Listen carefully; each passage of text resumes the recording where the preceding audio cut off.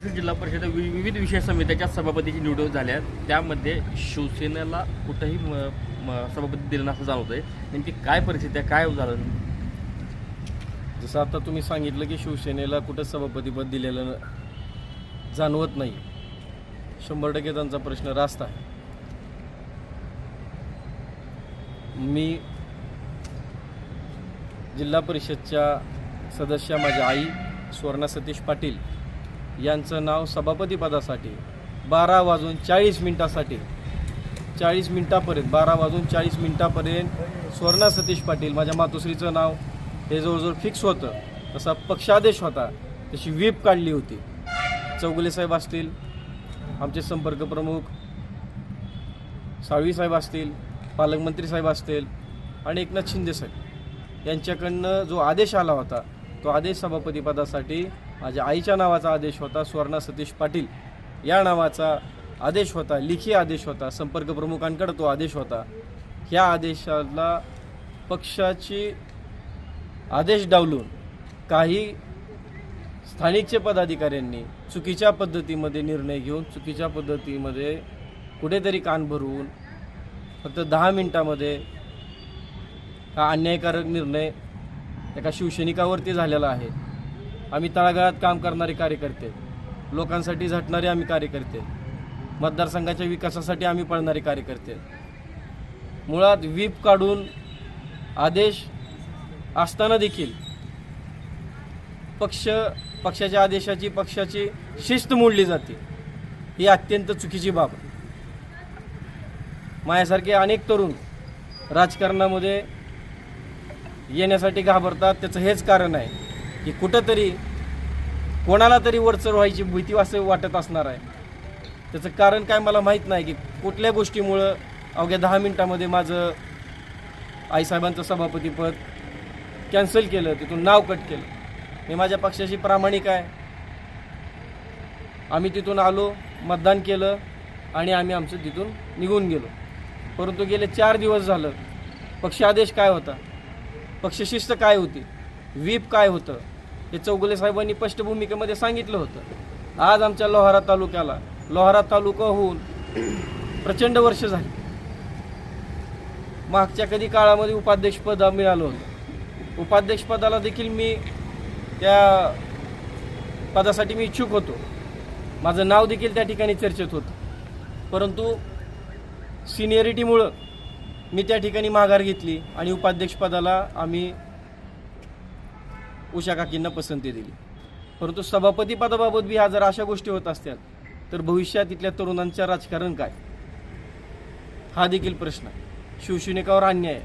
नेमकं पक्षाची शिस्त कुणी मोडली? असे कोणते पदाधिकारी होते ज्यांनी पक्ष आदेश डावलला आणि या ठिकाणी सभापतीपद चुकीच्या ठिकाणी गेलं, जे कुठल्याही पद्धतीमध्ये निवडून आल्याच्या नंतर ते शिवसेनेच्या आमच्या गटामध्ये नव्हते. अशा लोकांकडे सभापतीपद देण्यात आले.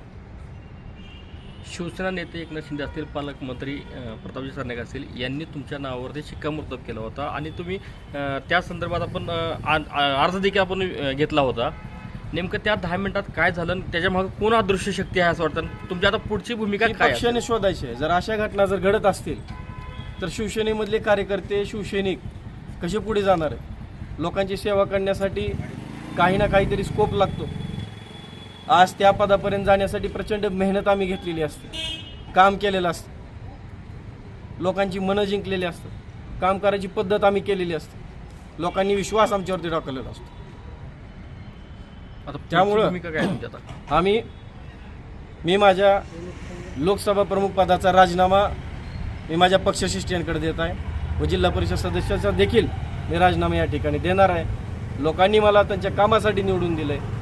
100% मी त्यांच्यामध्ये जोपर्यंत माझा श्वास आहे तोपर्यंत मी माझ्या मतदारसंघातील लोकांसाठी काम करणार आहे. परंतु कुठेतरी लोहारा तालुक्याला अन्यायकारक वागणूक देऊन सगळे पदं हे दुसऱ्या तालुक्याला जातात. आजपर्यंत लोहारा तालुक्याला एकही पद मिळालेलं नाही आणि आज जे पद हातातोंडाशी आलेला घास नेमकं कुणाच्या राजकीय सुडबुद्धीमुळे गेला हे देखील पक्षाला माझ्या तपासणं गरजेचं आहे. सरनाईक साहेबांनी देखील आदेश तसा होता.